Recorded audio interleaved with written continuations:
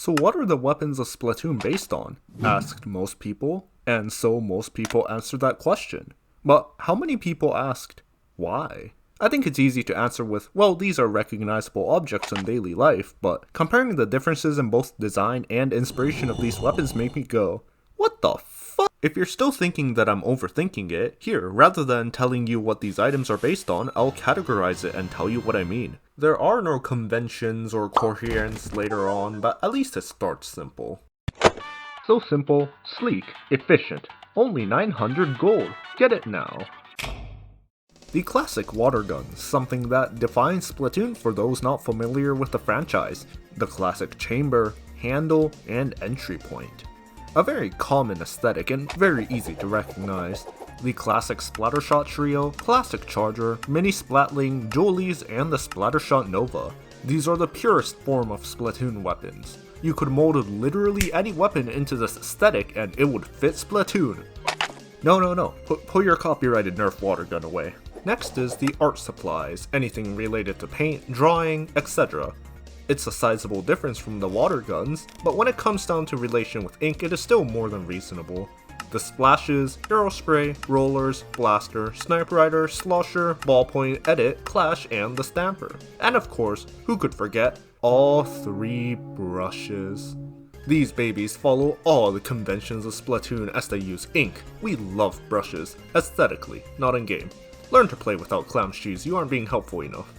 But these only give us a handful of weapons. Obviously we need more, but where could we find more? Our cleaning products are top notch, clean and germs away with our product. Buy our product. Cleaning products. The relation is, washing away ink? Barely excusable, but I can see the thought process. And of course, this is where weapons really stop making sense, when compared to the traditional Splatoon. In a game all about inking, I doubt we're already thinking about abolishing arts and culture. Unless culture was about taping bananas to a wall. Jet Squelcher, Squiffer, Bloblobber, Sloshing Machine, Dread, and Wiper.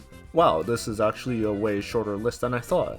Man, these weapon choices already don't make sense. What could possibly be determining what makes something liable to be a weapon? The fuck it. It shoots things tier. It looks like a gun. It fires like a gun. Whatever other excuse you can find. Some random appliance you probably brandished as a kid.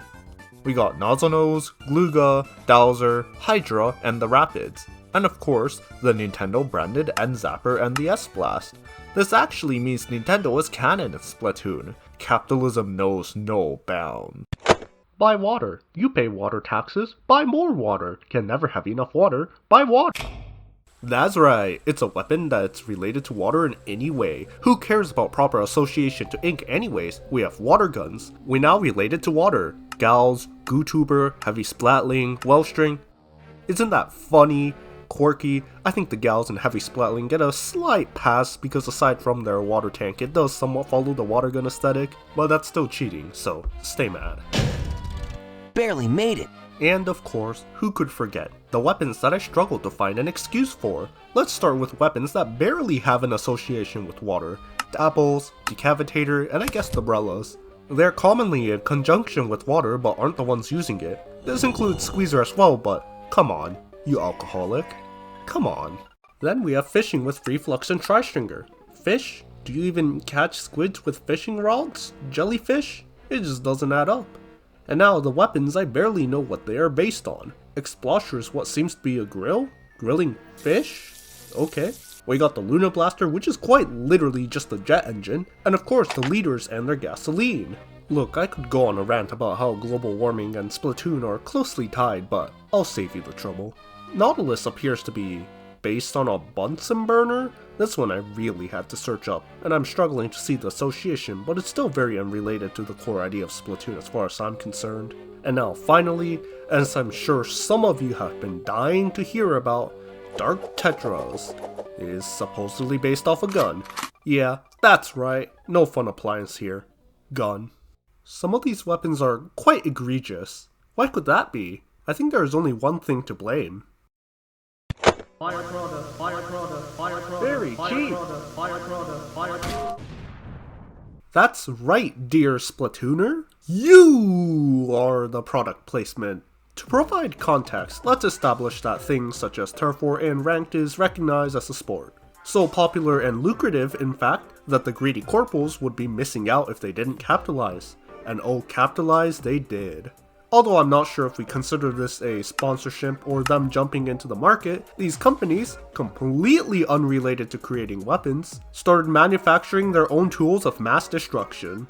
Part of the fishing industry? No problem. Aeronautical engineering? You bet. Gasoline? We love gas leaks. The org doesn't discriminate with their greenlighting of weapons. At this rate, they'll make Ultra Stamp its own weapon. But they shouldn't, because it would suck. The org gets a cut of the revenue from these accepted weapon sales, and the companies can both make some pocket change and have Inklings advertise their products with weapons.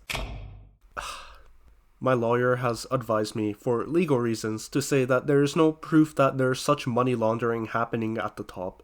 I am not being hunted down by Nintendo ninjas. So we have these brands that specialize in creating these weapons. I think most of us are well familiar with them and base our opinions off on how good or completely unusable some of their kits are. Splat is the most famous brand, in charge of creating the basic weapons that are friendly towards beginners, and with that comes the classic water gun aesthetic, a true representation of Splatoon as a whole, and understanding its customers very well.